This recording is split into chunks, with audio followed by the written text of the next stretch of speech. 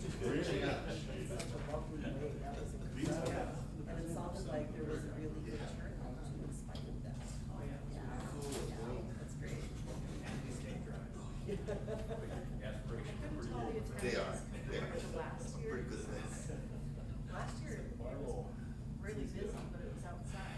It makes you feel good when you I hit a home couldn't tell, run. like, with everybody being inside, if So two more there was the Mondays same left. amount of attendance or not. So what's the official list? Yeah. Have you been introduced to you two though, each other? I started on July seventh. Yeah. Did? It's a long way. I wish I was leaving. Well, I could. What's that? You've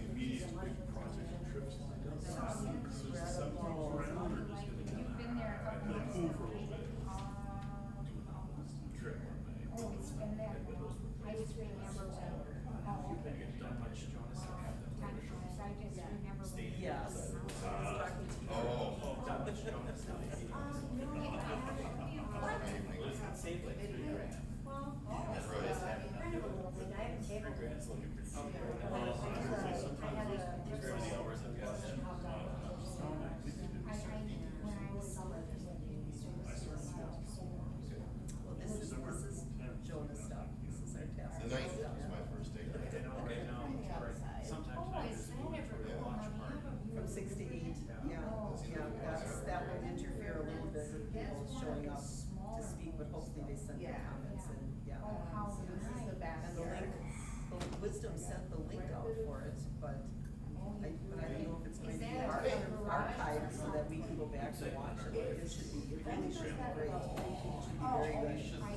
So, we have a tutorial watch party at the Peace Project tonight from 6 to 8, and it should be packed. I imagine a lot of you probably there's so many dual opposing things almost every night almost. That'll be, But yes. for me, this always Way comes better than first, obviously, it's public policy. You must have pets. I just, my house is, yeah, I had two Yes. cats. Leave it to Did it? When you do city council right, that's what it looks like, right? Yes. A major time commitment.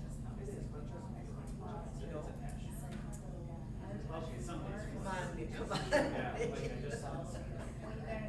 the living room is, and you got She seems okay in the car inside. Oh, okay, We'll do it tighter. Okay, okay, did you process all that? I'm gonna. Okay, all right, make sure you get in touch with me later. Yep. project room, yeah. Oh, my. She is fully tired. While she was driving, turning on the interstate, it's supposed to have a high rate speed. But you didn't get any like nursing, how far away or something like that? We just see Yeah. Yeah. making sure and stuff. Concession stand. Well, Really sorry to hear that. oh, really? Yeah. That was street level. My nice bank is cut right Cut right into it, yeah. Have your priorities in order to. Okay, so then your kitchen is down from the bedroom. Oh, nice. Were they questioning That's them? why I wasn't asking you for it to my sister. Did you? It's unrated, that's,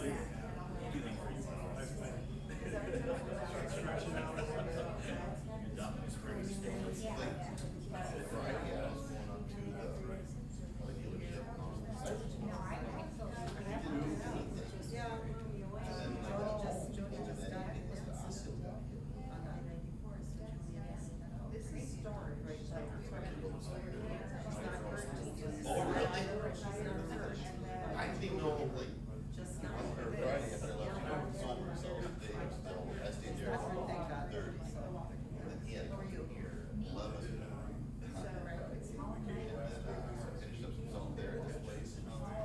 Many things we can't get through, as you know. My last two council meetings. Well, you Are you kidding? Here's an Iowa region go. Lots of kids have. Every 20 years now, crossing that thing just bounces. This little valley, all the storms. See, my grandma lived there somewhere. It's all in one stuff, you know.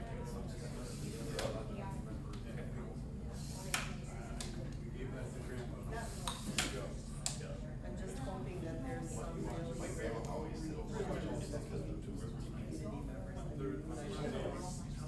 It's not enough to just. You know, somewhere in the 80s. Organizations. But there, well, that's, oh yeah, it has been out a couple times and I've known about it. Affordable housing task I guess I was just thinking, what's But we need to really like contact. Facebook earlier today. Contact them to get represented. Because if they don't, then they're not with any diversity at all.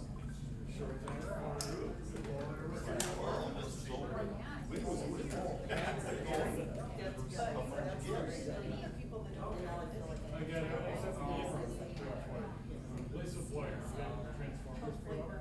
So they're working on boxes. They got a hold of you? Yeah, they're there today. Good. I emailed them this morning, I was like, Yeah, they called and got nothing back. So have they? 3 young guys and then Brian. Yeah, I don't know. Did it take some stress off you? Oh, Well, right, Scott will be great. right. Scott will be great.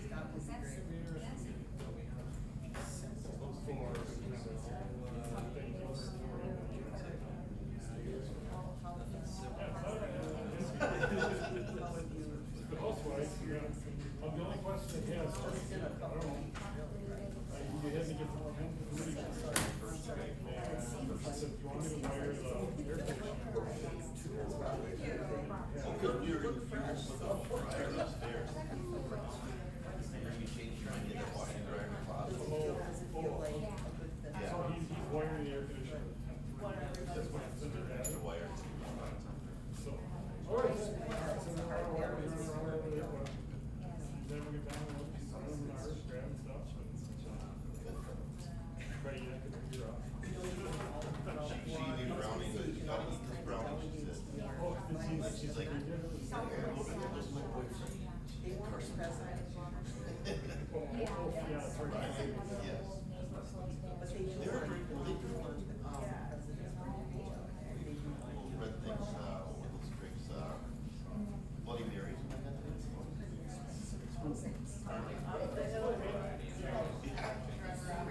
Already? Yeah, she's unemployed. Yeah, David Brewster's being unemployed, or unemployed friend. Yeah. Well, we're glad Yeah, you're those are there. teacher friends. Not, They have not one because class. we agree on everything, That's just very because smart. you're very, very, very engaged. True. Yeah. Yeah. Yeah. Well, I got hit pretty hard Friday night. I'm looking forward to it.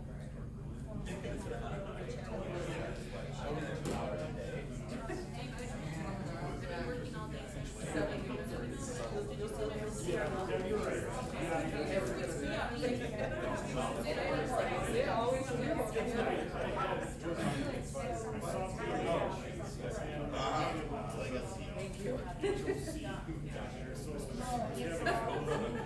Mental health will be there.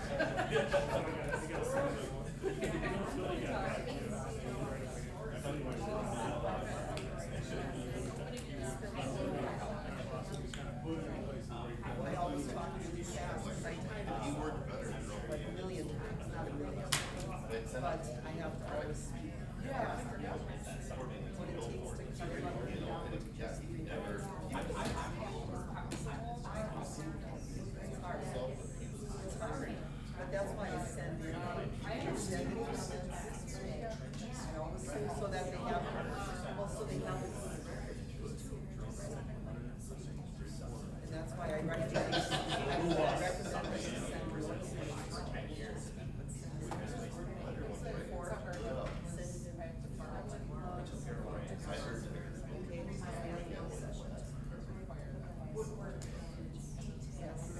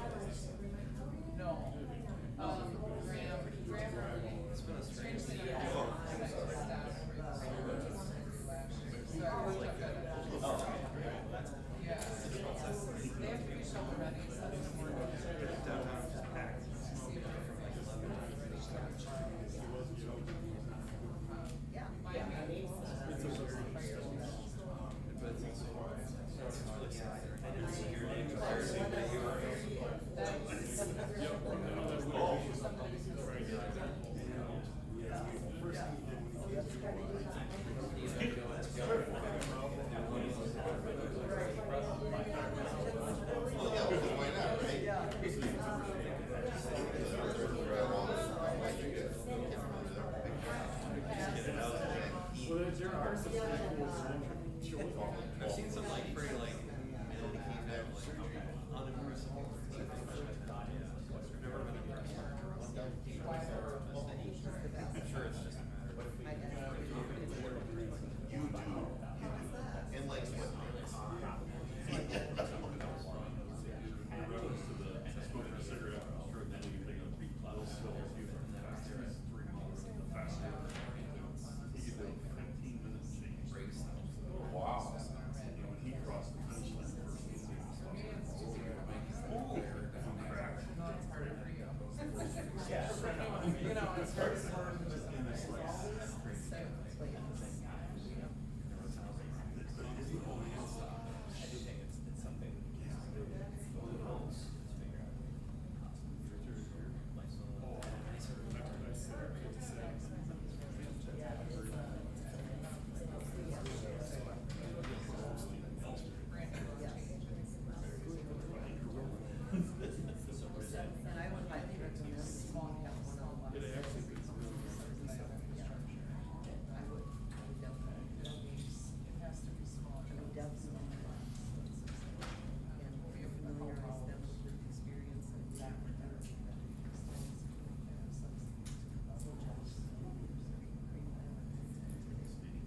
Established the last few weeks.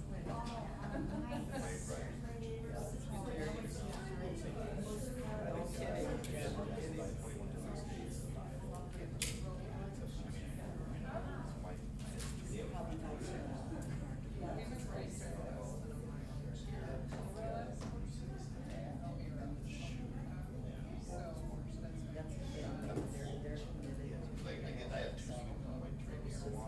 Doesn't have my one back there. Hey, just hold down or stop it. So we get hurt. Lost his hat. Then comes back and goes. That's right. The hat he lost, he's like, free hat.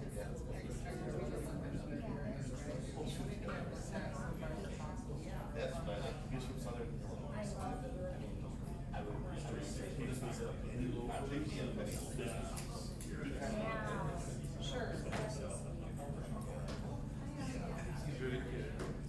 That's pretty country. Sure. That's real good.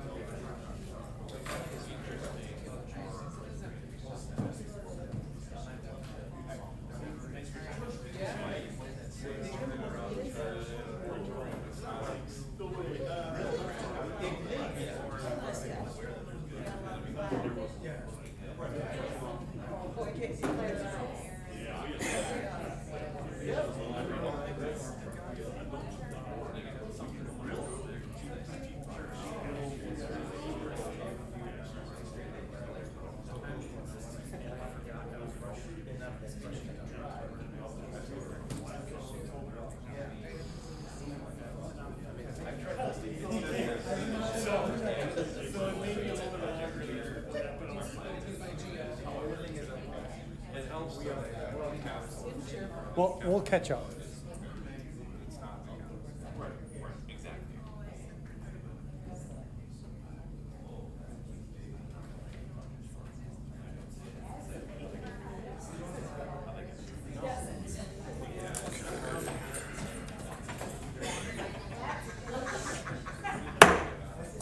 This meeting of the Eau Claire City Council will come to order. Please stand for the Pledge of Allegiance.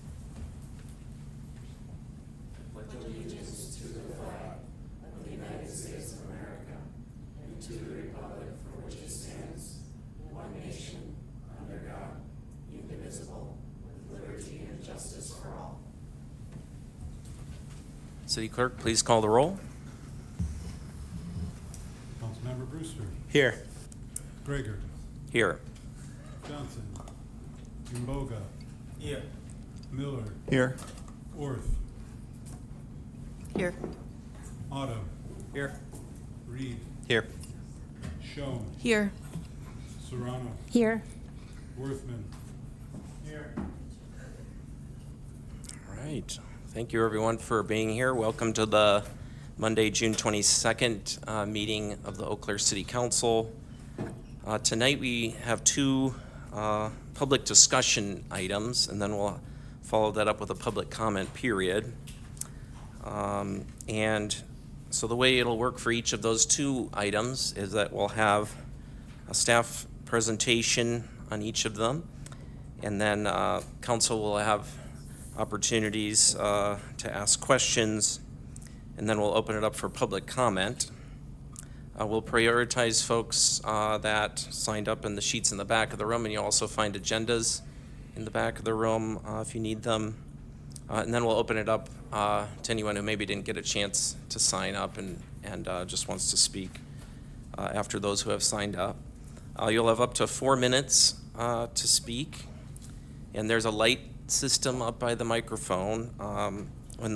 So the light will be green for the first 3 minutes, and then it'll turn yellow for when you have 1 minute left, and then it'll start flashing red, which at 4 minutes, which means you should wrap up your speaking.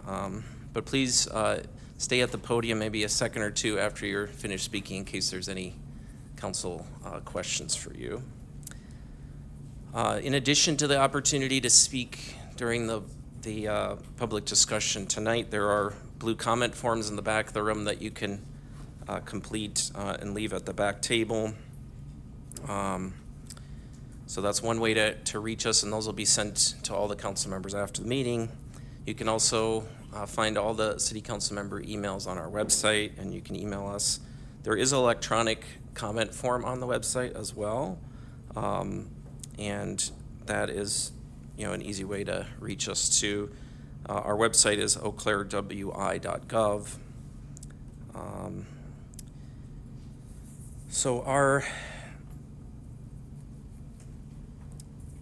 I will explain our public comment period later in terms of those details. So the two items we have for public discussion tonight, I will read the first one and we'll get started. Public discussion on an ordinance amending Table 8 entitled Parking Prohibited of the Code of Ordinances of the City of Eau Claire to add parking restrictions on North Star Drive and Bobby Street for increased traffic safety, and we have our Engineering Director, Leah Ness, to present on that item. Thank you. Thank you. Good evening. The general area that we're looking at tonight is located just north of the North Crossing and east of North Hastings Way. It's northeast of North Star Middle School. We had a safety concern come in from a resident along North Star Drive and Bobby Street.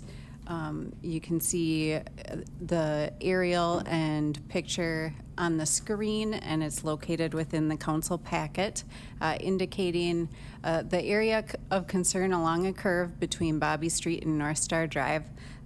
Just with visibility issues with parking, there is a soccer field located in just west of Bobby Street that's a part of North Star Middle School. When there's events held there, people park on street, and they were parking on both sides of the street. By restricting the parking on the inside of the curve, we'd eliminate that vision issue related to traffic traveling in both directions.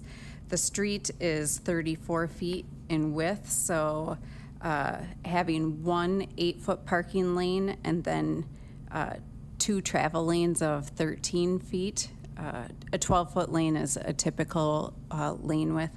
That allows for a lane in each direction to keep traveling through there and around that corner, not having that sight restriction with the parking located inside. We worked with PD. They were in support of posting the parking restriction on the inside of this corner.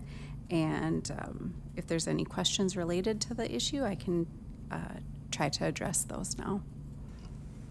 Thank you, Director Ness. Are there any questions from council? I guess I kind of have a question just about, since North Star Middle School is located across that field and there's a bike trail connection from the street at that intersection, kind of that curve, are there vehicles that use that? Are there people that like drop off kids in that area, or is it mostly just, like, what kind of traffic do we see, I guess, during school drop-off and pickup times? So there is not connecting sidewalk up to Terry Lane at this location. I think, the probably elementary or middle school students within the neighborhood may use that trail, but otherwise, maybe activities that are going on at the fields in that location. Just the closest place to park and access the soccer fields is from on street from the residential neighborhood. So I think that's where most of the concerns were coming. We didn't have any feedback related to drop off or pickup okay. times with the school. Okay. Thank you. Is there, like, just kind of slightly related, but is there a plan to connect a sidewalk to the trail from the north? Well, looking at this, that was one of the items that we identified when we were looking at the area and restricting of parking and just the connectivity of travel throughout the city. So that is something that we've noted within our sidewalk gap areas map. Okay. Thank you. Well, those are my questions. So yeah, thank you, Director Ness. I don't see any other questions from council. Appreciate it. So this is a public discussion item. Is there anyone who has signed up to speak? Okay. Okay. Thank you, Director Berg. And this is, okay, thank you. All right. So, and there's no one from the gallery that wants to speak to agenda item number 1?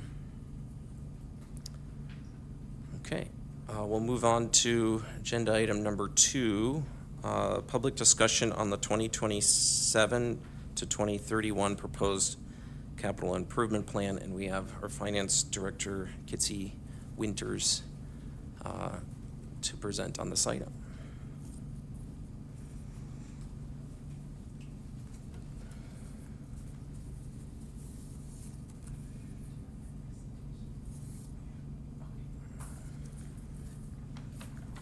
Thanks for joining us. Hello, President Krieger, Council. Here tonight to talk about our CIP, but I believe the paperwork was loaded a bit differently, so there we go. Different agenda item was on the screen. So we're here for our second CIP public discussion. I try to change the information a bit to focus, to deliver a different message. Again, our CIP helps us plan on assets. So at home, those are items you're getting a mortgage, you're getting a loan on. It could be a new vehicle, it could be a new home, it could be a new roof. So that's what the items are over $5,000 in value. They'll extend the useful life of that asset. So we start that process early in February. Our department directors submit requests. They send those to the finance department. They have meetings with our city manager and finance team. We evaluate and prioritize funding. So if something's broken or something's emergent, we look at that first. Then we look at what we have to do, our legal mandates, our infrastructure condition. But primarily the focus over the last few years has just been on safety and replacement. We work on financing and how we're going to pay for this with the least minimum tax impact to the taxpayers. So that's our primary focus on accomplishing the goals of our departments and meeting the city's safety needs. Right now we're at step 6, where we're having our second of our 3 public discussions. We look at around an average of $40 million a year in spending. You'll notice that we have 4 larger years. Those are 4 larger projects that we're investing in. So some of those items are aging out. We have a fire station from 1941. We have a couple other buildings from 1946. So we do have to address some of those departmental needs, but next year the investment's $63 million. Of that, you can see sewer. I mean, a couple years ago it was water. Now we're focusing on sewer. That's a $26 million investment with one large $22 million project. Otherwise, the spending's average or around our average without that large item in there. Other investments are water, transportation, or streets. It's another community priority. Land, building, and equipment, so that's safety equipment for the police department, fire department. It can be anything land or building related, down to even replacing our fuel pumps that our machines use. So those are our 4 primary areas of investment for our taxpayers this year. And I'm always focusing on diversifying revenue sources. So I'm going to start in the orange. Operating income. The sewer and water users pay for those projects. So the ratepayers or the users are paying for the investment in those items. Federal aid, you can see, is at 3%. I have around 37% of DNR loans that'll help assist with our larger water and sewer projects. Those are half the interest rate of the average prime rate. So those come in around 2.5%. The market's currently at around 5%, but we'll get a more fine-tuned amount this week. Beginning balance means we have other grant funds for that. General funds, about 2%. That's cash on hand or our unassigned fund balance. Local vehicle registration fee is 2% of our 2027 projects, but again, that's helped with an additional mile of road each year. So in 2022, we had an impact on 12 miles of road.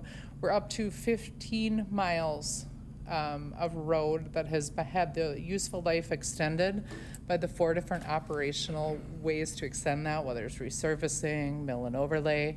We've been able to use those funds to make a larger impact within our capital improvement plan. Again, focusing on the users paying for those.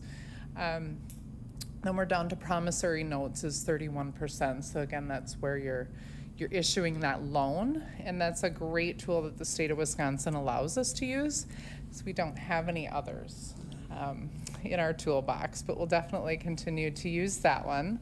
I spoke a little bit about the sewer project, and again, we'll have our directors here tomorrow evening to really go in depth. It's a $22 million project. We did not go through with the $8.5 million project this year. We're saving that all up for next year. It's part of a 10-year plan. That's our 1946 building. But again, it's addressing the sewer plant from the sewage on the way in to the way out to how it's treated. It's not the most luxurious item, but it's one we definitely enjoy, that continues to work. Fire Station 2 is a 1941 building. I'm only funding $12 million of that within the capital improvement plan. We're really hoping to count on a CDS funding or legislative support for $10 million of that. You can imagine our equipment's gotten bigger, our safety standards have gotten better, ADA compliance, just code compliance. We have a lot of items surrounding this building. The Station 10 was at $200 a square foot. We're looking at Station 2 being around $450 a square foot. And just in that time period, we would be having 3 additional bays over Station 10. That would kind of be your central headquarters, so administrative offices, mechanic services that we could look at assisting other municipalities with. But again, we don't have the funding for that. This is 1 year of our targeted borrowing. So we're focusing on $12 million investment, hoping for some additional help. If not, we'll have to really reevaluate 2028 and see where we can go for the least possible tax impact. And just a couple, sorry, I forgot to mention too, I spoke about that protractor, but why do we want to address this facility? As we expand, our response time, put that protractor down, you do that circle around it, we have to respond within so many minutes. So this will actually decrease the response time kind of in the northeast region or up towards Mayo Clinic, Madison Street. So that is the desired location that would have the best impact on those response times for the citizens. TID 17, again, with diversified revenue sources, we look at our TIDs to assist with paying for those projects. We don't have to put that right on the general obligation tax bill. We're hoping for the multimodal piece of that. Again, we're working with the DOT, and Director Ness will be here tomorrow evening to kind of talk a little bit about that if you have any questions. Railroad safety improvements, we've been talking about that. Even, it looks like before my time a little bit, but we do have those grant funds. There is still a desire from our railroad to assist with that, and the price is increased, but we're looking at a potential TID district down Galloway that will be coming before you within 2026 here, so that we can look at that for matching funds as well.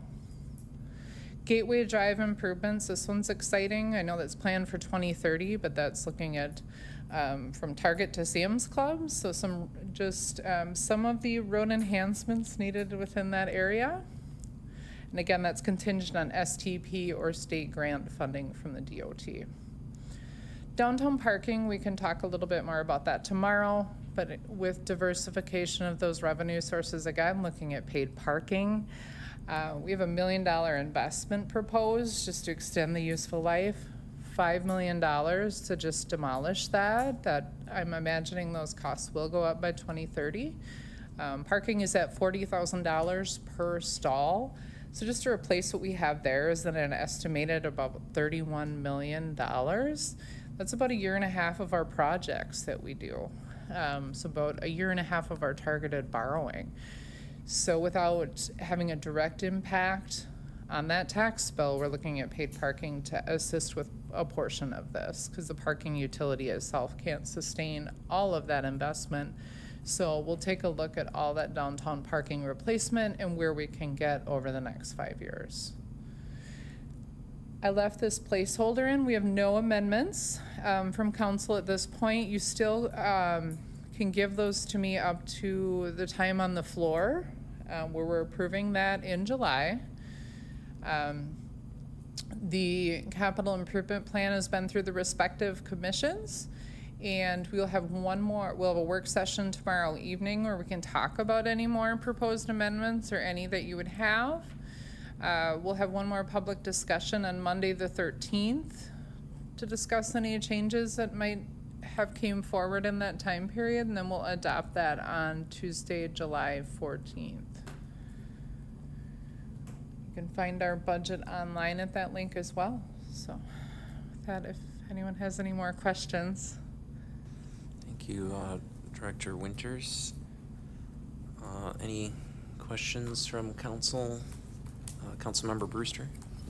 Thank you, Council President. And maybe this might be a question tomorrow for, some of the people at the sewage plant. But I know that since we process Altoona's sewage also, what is the process like? Does us putting that kind of money into the sewage system also increase the cost for them as well? Or how does that work? If you have an easy way to explain it, if not, I'd be happy to talk 4 hours about it some other time.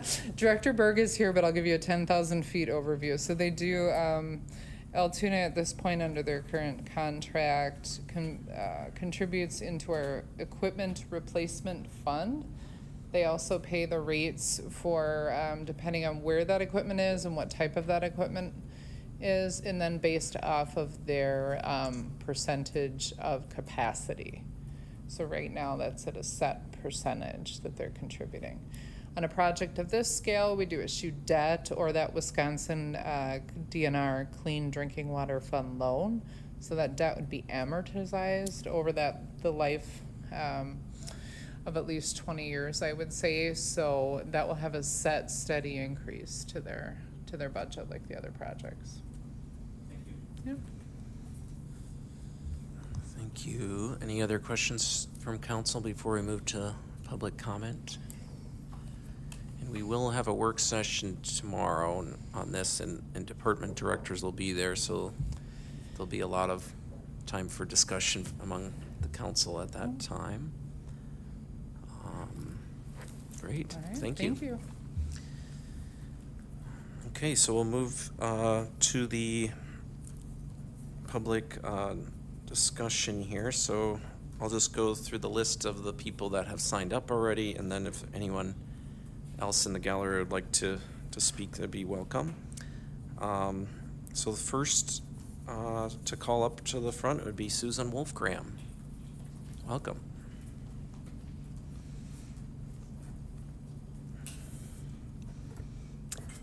I'm glad to see we have 4 minutes. I can talk a little slower. That's good.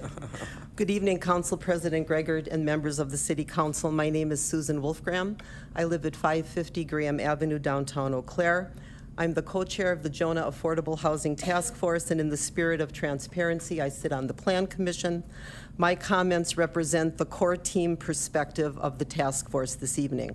I'm speaking this evening on the Capital Improvement Plan to increase the Flexible Housing Initiative, LBE 434029. Please refer to my extended comments that I initially sent to you on June 11th, and I sent them again this morning. Our asks: number one, that the Flexible Housing Fund be increased to $1 million each of the 5 years to a total of $5 million. This increase represents 1.6% of the total CIP budget of $305 million. Number two, that the Flexible Housing Initiative be reassigned to a level 1 from a level 2 priority. The initiative directly reflects the City of Eau Claire's strategic plan goal number 1, to support economic prosperity for all with diverse, creative economic development and inclusive housing options. In January 2020, after our task force advocated with 2 council champions for over a year, the Housing Opportunities Commission was institutionalized. This was a very bold step. Since then, we have taken additional bold steps, including the establishment of this fund. Now it is time to take the next bold step. Our county median income hovers at $70,000 per year. Housing that is affordable to almost 40% of our community members who earn less than 80% of the county median income, 24% earning 60% and under, and 25% of this group that live on less than $25,000 per year is critical economic development infrastructure. Many of these households are paying 50% or more of their income on rent. We have over 700 households on our Housing Authority waiting list and growing. 300 children, according to the Eau Claire Area School District, who are homeless each year, and wages continue to grossly lag behind rents.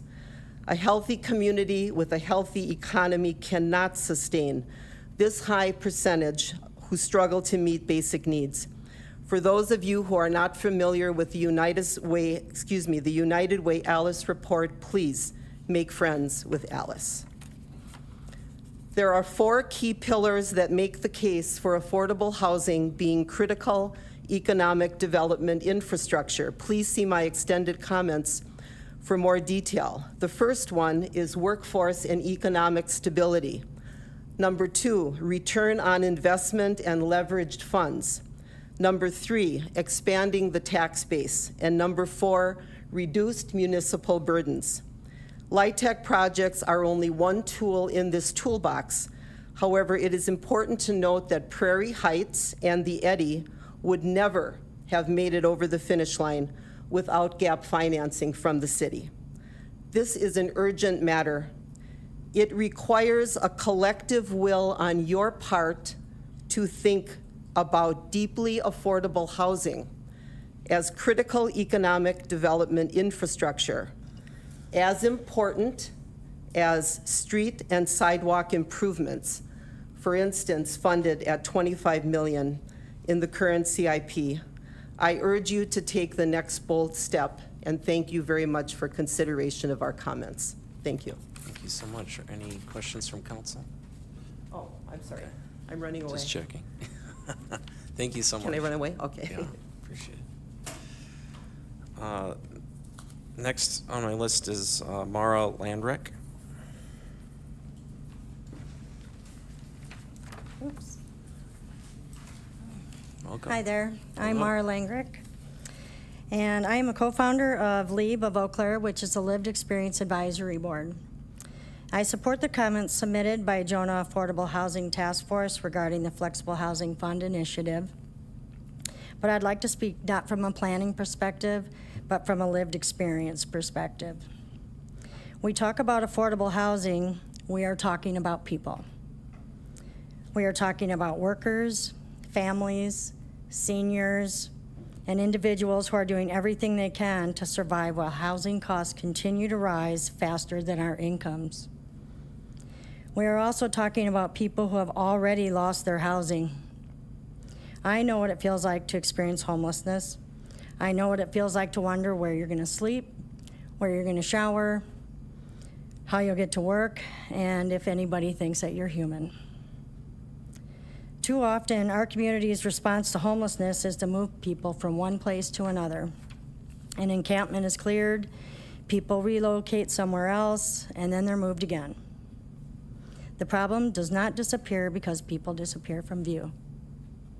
Moving people from campsite to campsite is not a housing strategy. Housing is a housing strategy. When people have stable housing, everything else becomes possible. Employment becomes easier, healthcare becomes easier, recovery becomes easier, and family stability becomes easier. Without housing, every challenge becomes harder. I hear concerns about costs, and I understand that city budgets require difficult decisions. But I would ask you consider the cost of doing nothing, the cost of emergency services, the cost of crisis response, the cost of instability, and most importantly, the human cost. The Flexible Housing Fund initiative is an opportunity to invest in solutions rather than reactions. It's not simply about buildings. It's about whether we are willing to create a community where working people and low-income families and those experiencing homelessness have a realistic path to stability. This community deserves that investment. Thank you. Thank you. All right. I think there are any questions. Thanks so much, Mara. Yeah. Good. Appreciate your time. Thanks for coming. Next on my list is Amanda Babb.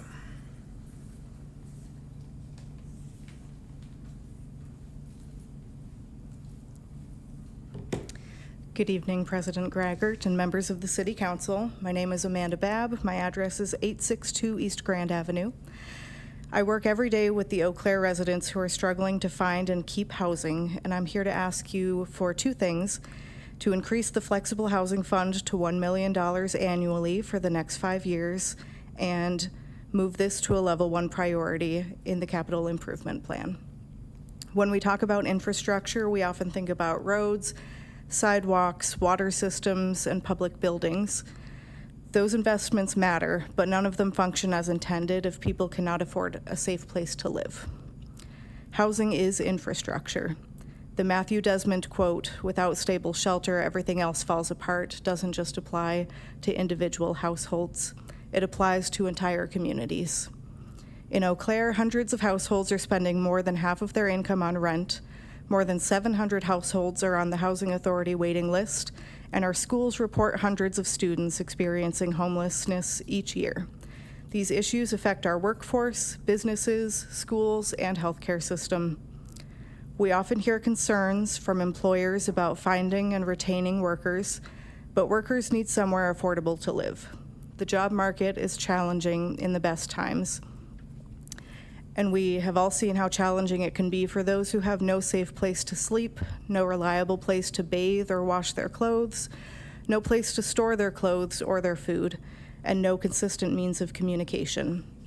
In Wisconsin, the estimated annual cost of homelessness per individual ranges from $30,000 to $50,000 due to emergency healthcare calls, hospital stays, law enforcement calls, arrests and incarceration, business disruption, and other expenses to the city. Whether in response or prevention, The city is already spending this money either way. The Flexible Housing Fund is one of the few tools the city has to address the challenges in increasing access to affordable housing. It provides local investment that can help leverage state and federal funding, fill financing gaps, and make projects possible that otherwise would never get built. The proposed increase to $5 million over 5 years represents only a small fraction of the city's $305 million capital improvement plan, yet it has the potential to create lasting benefits for residents, employers, and taxpayers alike. In conclusion, if we truly believe in the city's strategic plan goal of supporting economic prosperity for all through inclusive housing options, then our budget should reflect that commitment. Please increase the Flexible Housing Fund to $1 million annually and move it to a level 1 priority. Thank you for your time and consideration. All right, thank you, Amanda. All right. Anyone in the gallery would like to speak to the agenda item on the proposed capital improvement plan? All right, well, thanks for coming to speak on this item, and feel free, we have our work session tomorrow too, so that's a good opportunity where folks can observe the council discussion. I will move on to the public comment period, and this is for residents to speak for up to 3 minutes on items that we haven't previously discussed on the agenda today. So items that could be on the agenda tomorrow, or any item of citywide application would be welcome. In the microphone up in the front of the room will be green for the first 2 minutes, and then it'll go to yellow, and then it'll start flashing red to then complete comments. The council is not allowed to ask any questions or comment on any of the speakers during this public comment period, but we are listening, and we can always follow up later with you. And this time period is limited to 20 minutes unless there's a 2/3 vote of the council. So, and this time is for those living, going to school, or own property or place of business in the city of Eau Claire. And I do have one person who has signed up, and then I'll open it up to anyone else, and that is Kate Felton. Welcome. Good evening, Council. Thanks for having me. I'm Kate Felton, Civic and Strategic Communications Coordinator for DECI. I'm here today following a lively discussion last week at the South Barstow bid, where concerns were shared about the changes to downtown parking. In last week's meeting and in our on-the-ground experience, we've heard a demoralizing dread about the future of downtown under this new policy at this particular moment in time. Downtown visitors have less money to spend with increasing grocery costs, costs of gas and housing. The costs for businesses to keep their doors open are also increasing, and it's setting downtown up for disaster. We hear all the time that if changes to parking were made when the downtown economy was good in 2019, for example, maybe businesses could have weathered this storm. But this change in this moment has left businesses wondering whether they'll survive. Unintended consequences are bad for our local economy and our beloved downtown, of course, but accepting business closure as an unintended consequence and an unfortunate casualty is morally wrong, because it is accepting the loss of livelihood of downtown workers, which make up 18% of the Eau Claire workforce, the vast majority of whom are living paycheck to paycheck. So this is all to say that we all have a lot on the line with the paid parking program, and if it's going to happen, we all have a really big interest in seeing it go as well as possible. DECI has been working under contract with the city to share information about the upcoming changes to paid downtown parking on August 1st. We took on this contract because despite our skepticism, we know that if this program is going to happen, it's better for everyone if it's successful. We have found this work to be extremely important and productive in answering the questions and concerns of downtown businesses and visitors. We have also found that this contract has been challenging. While receiving some information just last week, key details about the program have come months after we expected. Information like where the kiosks will be placed, how many will there be even be installed before the program starts, how will new parking resources for downtown employees be used, will they even happen? We're also waiting on some information 4 months into our contract. For example, where Quick Stops will be located won't actually be finalized by council until 3 days before the start of this program. To be clear, we don't blame staff for this delay of information. We see every single day how stretched they are, and we see that they're doing the best that they can with what they have. But it does cause us to wonder whether we're ready to do this program right. So we're here to ask the council to guarantee that the following are in place before August 1st. 1, ensure payment kiosks are installed and ready to accept coin and credit card payments. 2, ensure all signage is installed. 3, finalize in writing new parking resources for downtown employees. We're asking that a postponement to paid parking be considered if these basic things are not in place by August 1st or before.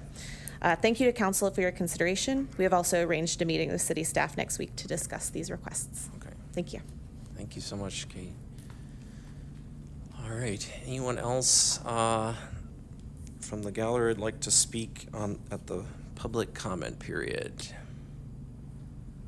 I don't have anyone else on my list, so. Okay. Well, thanks everybody for being here. Our next meeting will be the legislative session tomorrow at 4. So if there's no objection from council, this meeting is adjourned.